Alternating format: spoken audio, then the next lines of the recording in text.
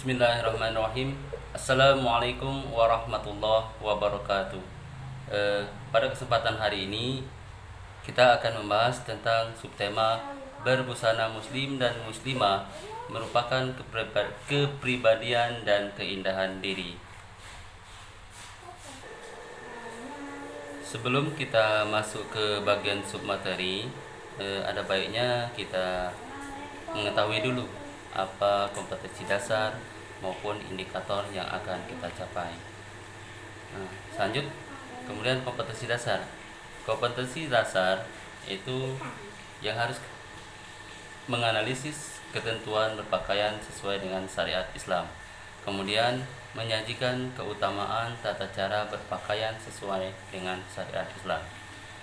Selain dari kompetensi dasar, itu juga ada indikator yang harus dicapai dalam proses pembelajaran berbusana muslim dan muslimah pada kesempatan hari ini. Itu yang pertama, meneliti secara lebih mendalam pemahaman Quran Surah Al-Ahzab ayat 59 dan Quran Surah An-Nur ayat 31 tentang berbusana muslim dan muslimah dengan masyarakat.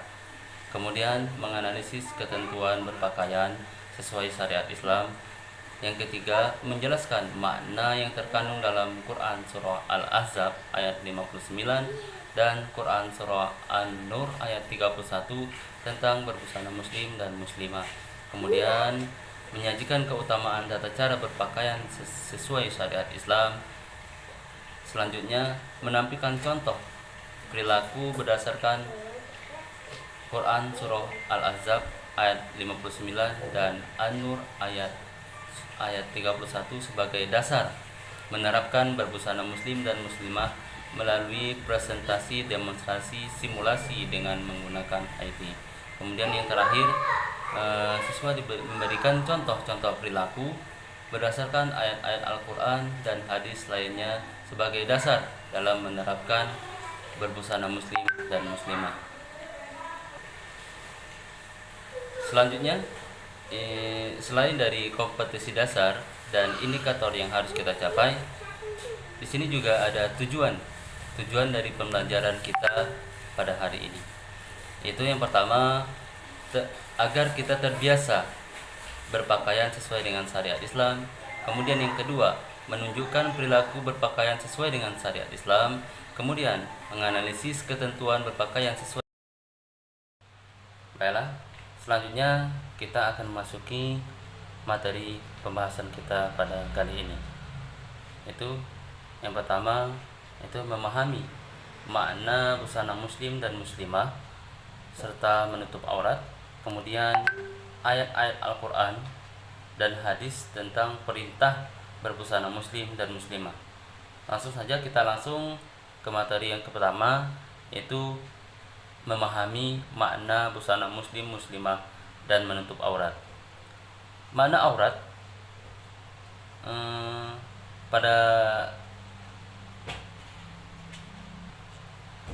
dasarnya menurut bahasa, pengertian aurat itu berarti malu, aib dan buruk.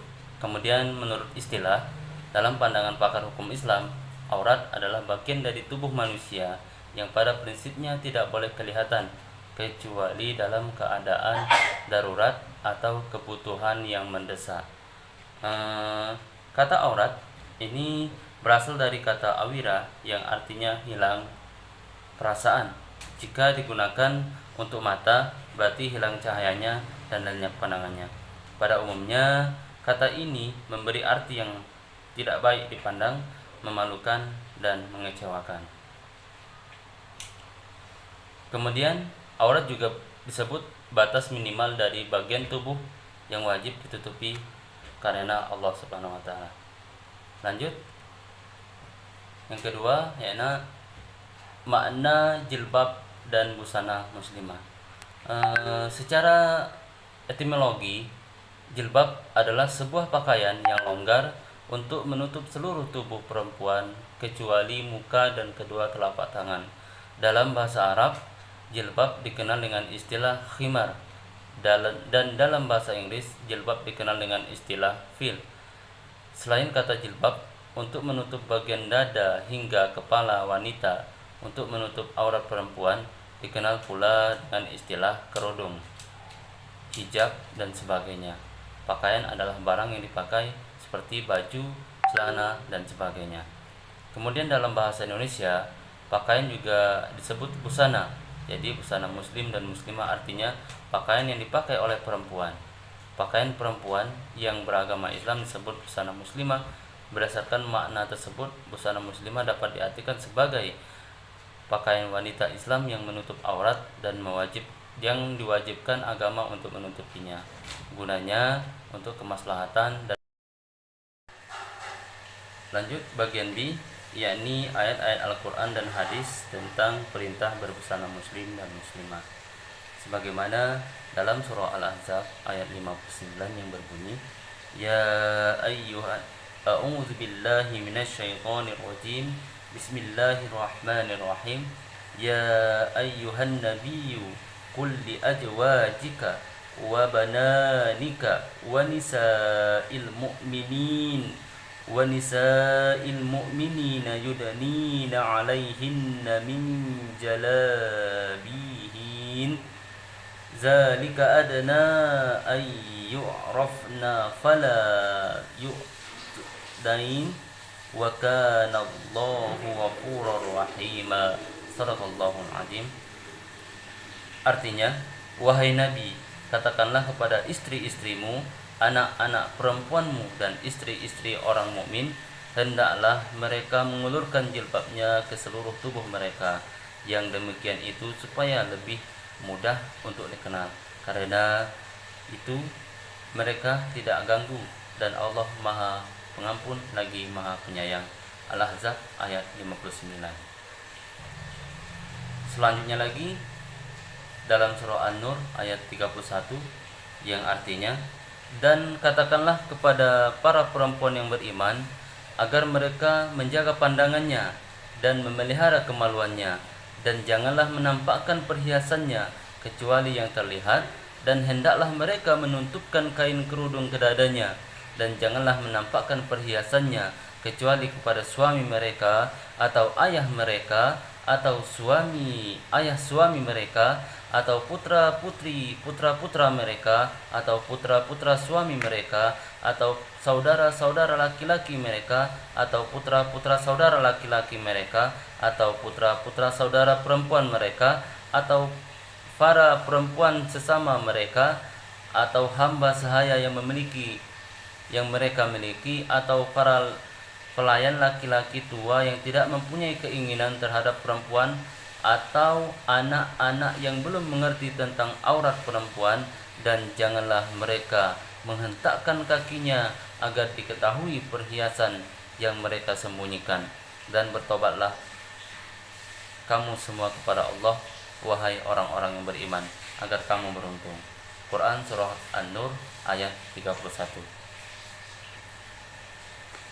Kemudian kandungan dari ayat Al-Quran Surah Al-Ahzab dan ayat 59 dan An-Nur ayat 31 ini, itu diantaranya dalam ayat ini Rasulullah SAW diperintahkan untuk menyampaikan kepada istri dan juga sekalian wanita mukminah, termasuk anak-anak perempuan beliau, yang memanjangkan jilbab mereka dengan maksud agar dikenali dan membedakan dengan perempuan non-mukminah.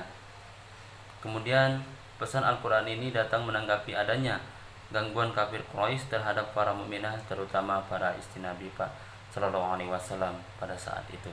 Kemudian kandungan surah An-Nisa ayat 31, yang mana dalam ayat ini Allah Subhanahu Wa Taala berfirman kepada seluruh hambanya yang mukminah agar menjaga kehormatan diri mereka dengan cara menjaga pandangan, menjaga kemaluan, dan menjaga aurat. Serta dengan menjaga ketiga hal tersebut dipastikan kehormatan mukminah akan terjaga. Ayat ini juga merupakan kelanjutan dari perintah Allah Subhanahu Wa Taala kepada hambanya yang mukmin untuk menjaga pandangan dan menjaga kemaluannya. Agar ayat ini Allah Subhanahu Wa Taala khususkan untuk hamba-hambanya yang beriman. Berikut penjelasannya. Mungkin itu kandungan dari surah Al-Ahzab ayat 59 dan surah An-Nur ayat 31. Selanjutnya kita masuk ke materi selanjutnya, yaitu manfaat menutup aurat. Manfaat menutup aurat itu terbagi menjadi 7 macam atau 7 bagian. Yang pertama, menghindarkan diri kita dari dosa akibat mengumbar-ngumbar aurat.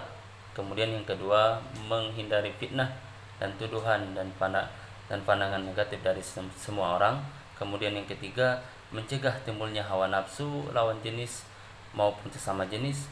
Kemudian yang keempat, menunjukkan diri sebagai bukan perempuan atau laki-laki murahan. Kemudian yang kelima, melindungi tubuh dari kulit dari lingkungan dan kulit dari lingkungan. Kemudian yang keenam, mencegah rasa cemburu pasangan hidup kita. Kemudian yang terakhir, itu yang ketujuh, menghindari dari pengaruh buruk lingkungan. Itulah manfaat kita dalam menutup aurat. Selanjutnya kita kriteria dan ketentuan berpakaian dalam ajaran Islam. Itu tujuan berpakaian itu adalah menghindari dari ketergodaan. Oleh karena itu, kita harus memiliki kriteria agar kita terjauh dari godaan, baik itu manusia ataupun setan. Yang pertama, pakaian menutup aurat, longgar dan tidak membentuk lekuk tubuh. Yang kedua, pakaiannya tidak tipis atau transparan. Kemudian yang ketiga, pakaiannya yang modelnya tidak ketat. Kemudian yang keempat, pakaian laki-laki tidak boleh menyerupai pakaian perempuan. Dan yang terakhir, bahan dan modelnya itu tidak terlalu mewah, berlebihan atau menyolek mata dengan warna-warna aneh hingga menarik perhatian orang. Mungkin itulah kriteria yang bisa kita lakukan agar terhindar dari godaan. Selanjutnya, batas aurat laki-laki dan batas aurat perempuan. Kalau batas aurat laki-laki itu tidak terlalu tipis dan ketat, bajunya tidak terlalu tipis dan ketat hingga tak menampakkan bentuk aurat. Kemudian menutup aurat antara pusar sampai 2 lutut. Kemudian pakaian tidak menyerupai perempuan. Kemudian batas aurat perempuan itu menutupi seluruh tubuh kecuali wajah dan telapak tangan. Kemudian hijab menutupi hingga dada, berpakaian tebal dan longgar hingga tidak menunjukkan lekuk tubuh, tidak menyerupai laki-laki, dan memakai kaos kaki atau stocking. Nah, itulah pembahasan pada kali ini. Mungkin lebih dan kurang saya mohon maaf. Kepada Allah saya mohon ampun. Wabillahi taufiq wal hidayah. Wassalamualaikum warahmatullahi wabarakatuh.